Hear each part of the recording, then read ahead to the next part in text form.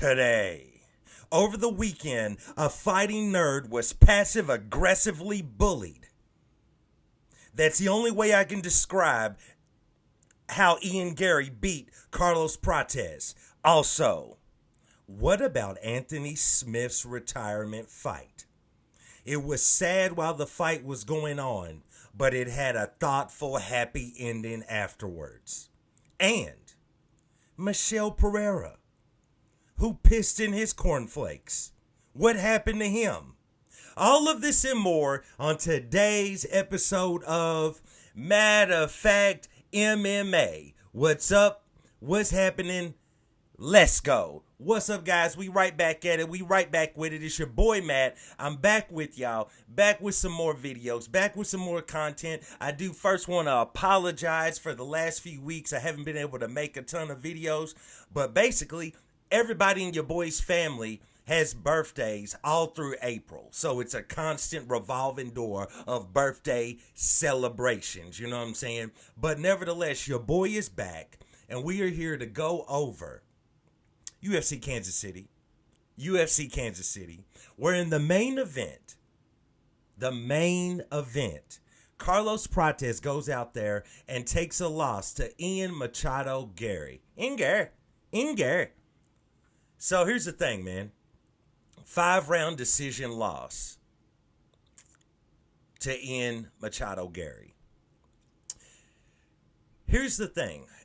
In my preview to the fight, what I was worried about is exactly what happened. As I said in my preview, I chose Carlos Prates to win. But I definitely saw a world where Ian Garry was going to slow the fight down. You know, utilize a little bit of grappling. He did not use as much grappling as I thought he was going to utilize. But what he did was Ian Garry stayed on his back foot the entire time of this fight and chose to stay on his back foot and stick and move on Carlos. And Carlos was never able to truly cut off the octagon, meaning everywhere they moved, Carlos followed Ian Garry instead of cutting him off at the pass. You know what I'm saying? Instead of just cutting the man off to stop the movement or to try to stifle it, he followed him. And so as he was following him, he's winging left hands, he's throwing shots, but it's too easy for Inger. It's too easy for Ian to evade it. So he could never really truly land. And so what you had was kind of a stick and move style by Ian, and Carlos just never really got going. Then, as you know, I've made, tons and tons of videos on here talking about fight IQ and fighter IQ inside the octagon. And it never fails that so many fighters get that rare, tiny glimpse or that rare, tiny opportunity, a small, tiny crack in the window to capitalize on something, right? To capitalize on a mistake. Think Nate Diaz versus... You're letting him bully your son, Leon Edwards. Think about that fight. The entire fight, Nate Diaz is getting waxed. You know what I'm saying? He's getting washed, then rinsed, then repeated. You know what I'm saying?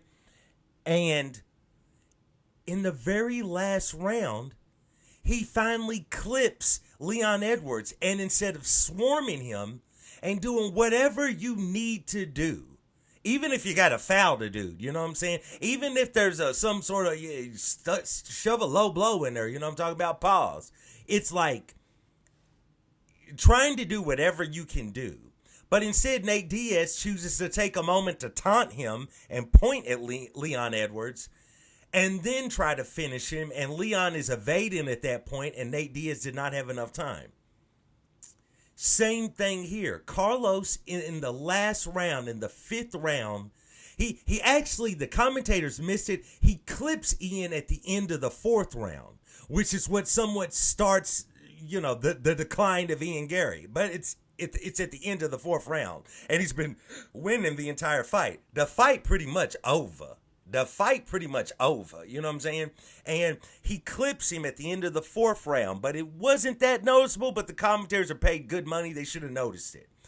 And that kind of threw Ian Garry off. Then in the 5th round, Ian Garry's not really doing his same gameplay and he's been doing the entire fight. Now he's a half a step slower. His evasion is not that good. His footwork is getting slightly sloppy because he was caught in the 4th round. So now Carlos, who's still not really cutting off the ring or the octagon, is able to get in close and land shots. And he eventually lands some devastating blows to Ian Garry, drops Ian Garry, or Ian Garry eventually, almost like he collapses, falls to the ground in a way. And Carlos didn't finish him. Ian Garry eventually makes his way back to his feet. Carlos is still throwing shots. Ian drops to his knees. Okay, Ian, you know what I'm saying? He eventually drops down to his knees, and Carlos still didn't capitalize or punctuate the end of this fight by getting a finish. In my opinion, looking at that very last round, Ian Garry was dead to rights. Like, it was a wrap for him. But Carlos did not capitalize. Although, even though we're all caught up in the swarm of fighting nerds, popularity and fame, you still got to understand that, not that these guys are rookies, they're combat sport veterans. Carlos Prates is an extremely good kickboxer, or Muay Thai, I should say. But nevertheless, they're still young when you look at it in their UFC career. So they don't necessarily have that veteran savvy. Not that, Ian Machado Garry does, but still at the same time, Carlos didn't really have that. But that was his moment, at the end of the 5th round, and he did not punctuate that. He did not capitalize. And had he done that, no telling where he would have been launched into in this division, especially in title contention. But that's the way the cookie crumbles. That's how it goes. Ian Machado Garry gets the win. He moves forward. Of course, he's calling for a title shot. He announced himself, not Dana White announced him. He announced himself. Homie announced himself as the backup fighter for the Bilal Muhammad Jack Della fight. But at the same time, eventually Dana went along with it later on in the post-fight press conference. But it is what it is. Now there is a war brewing on the side of welterweight, and this is kind of what I feel like is probably what's going to happen as long as Buckley wins his fight over Kamaru Usman, which was recently signed. There's a definite war of words between Ian Machado Garry and Buckley right now. You know what I'm saying? Definitely something is brewing there. I know Buckley's got the fight with Usman coming up, so we'll see how that goes. But if he wins that, I could definitely see a world where until, the UFC irons out Shavkat's return and impending title shot, you might see Ian Machado Garry versus Buckley, and I'm all for it. I think that would be an outstanding fight, and really, solidify one of these two guys is next in line to challenge for the championship after Shavkat. Nevertheless, Ian Machado Garry goes out there and gets a win. I'll probably be doing something to kind of cover the war of words between Buckley and Garry, but we ain't going to do that right now. Anyway, let's move on to the co-main event. Anthony Smith goes out there in his retirement fight. As I check my Nizotes. And he takes a loss to Zhang Mingyang. It was a quick fight. It was over in the 1st round. Wasn't shocking at all. I mean, shout out to Anthony Smith. He had a great career. He accomplished, Anthony Smith is the true definition of an overachiever. Earlier in his career, you never would have thought that this guy would ever go on a run or on a winning streak that would end with a title shot against John Jones at light heavyweight. You know what I'm saying? And then to be put in a position where, had he said he could not continue after John Jones hit him with an illegal knee to a downed opponent to his head, He could have become the champion. He could have defeated John Jones. He would have made a ton of money doing that, and he would have made a ton of money in the rematch. And his career would have looked much different. What people say about him would have been much different. Any laughter or jokes, which I'm a big joker on Anthony Smith. Everything would have been different. But at the same time, when you see the man at the end of his career, he's sitting there with his family in the octagon. They're playing the highlight package. He's crying. Everybody's crying. It still gave you the feel-good moment that regardless of not beating John Jones, regardless of not getting to the top of the mountain, he still made a path. You know what I'm saying? He still did his thing. But nevertheless, I will say, and I don't, this is disrespectful, but I'm not really trying to be disrespectful, but it's kind of in Anthony's favor. Thank God we don't have to see him keep going out there and getting concussed. His last, I know he had a few wins at the end, but his last 6 or 7 fights probably we didn't really need to have. And his body didn't need to have those moments, you know what I'm saying?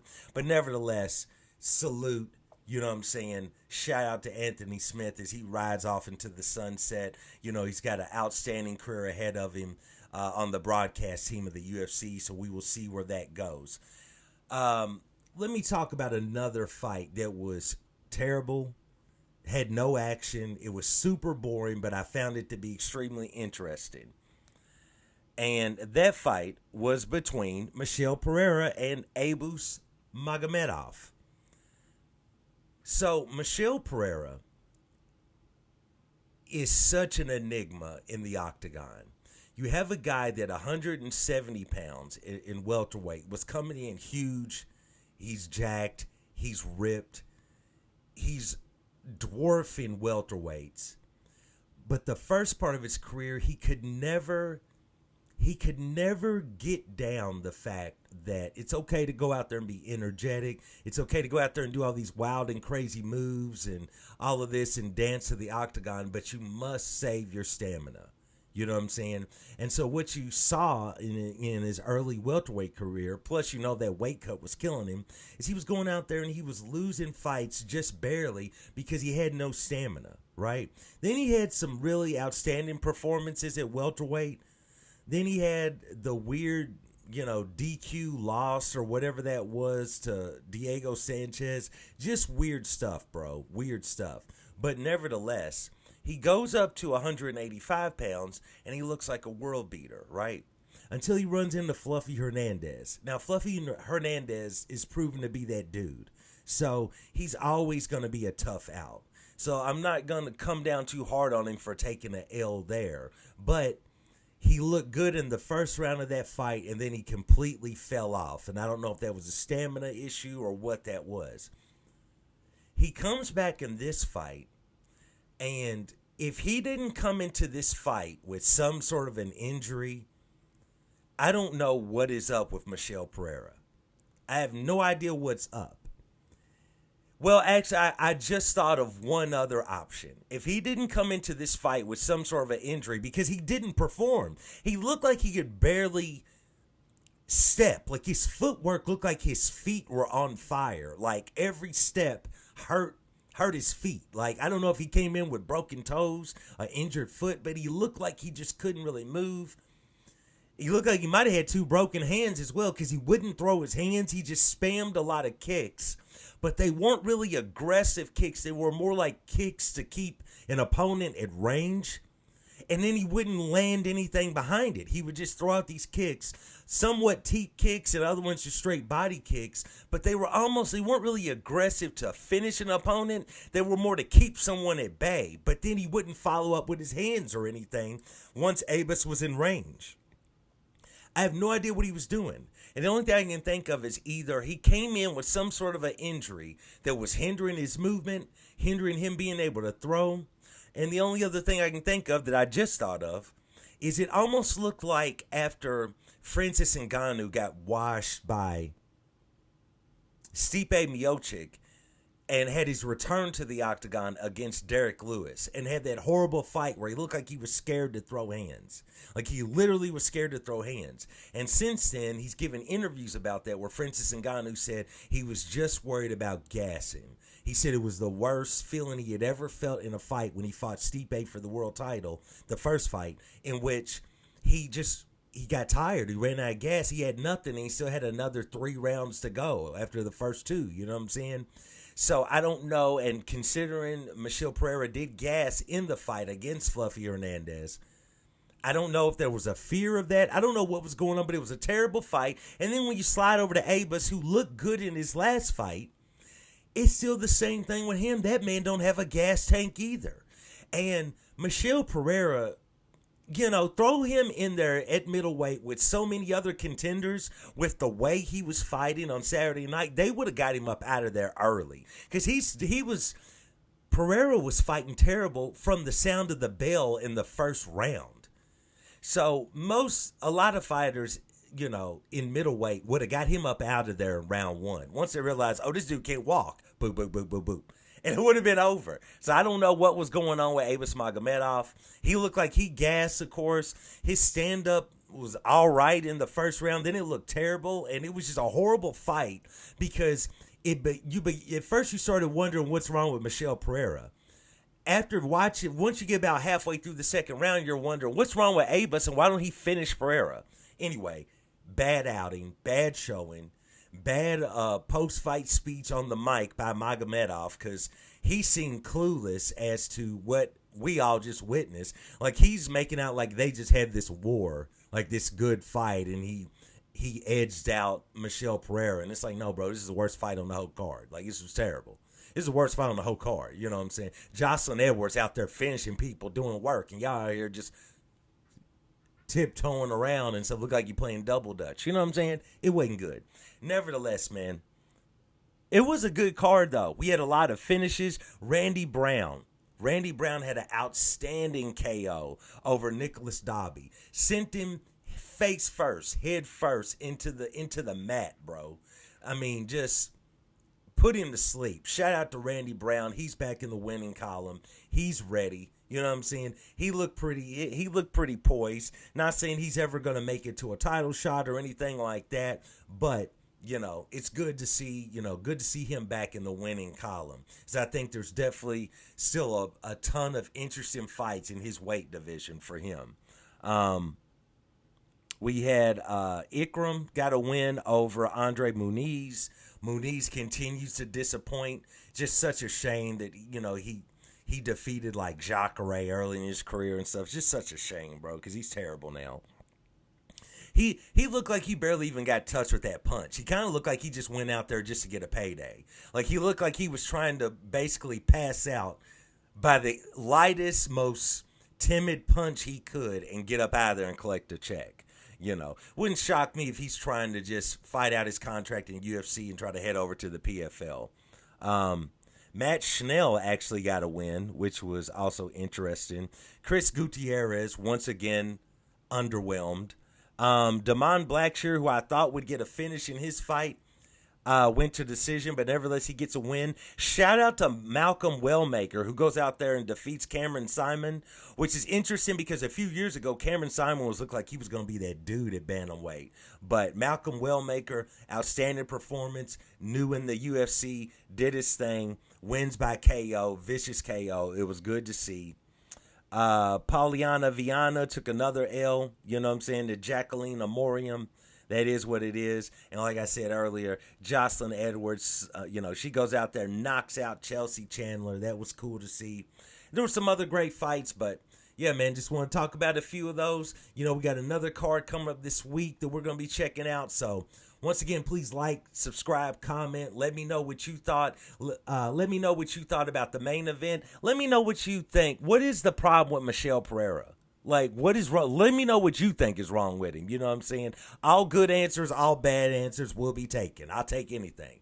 So nevertheless, I once again do want to thank you guys for joining me for another episode of Matter of Fact MMA. And I'll check you next time. Peace.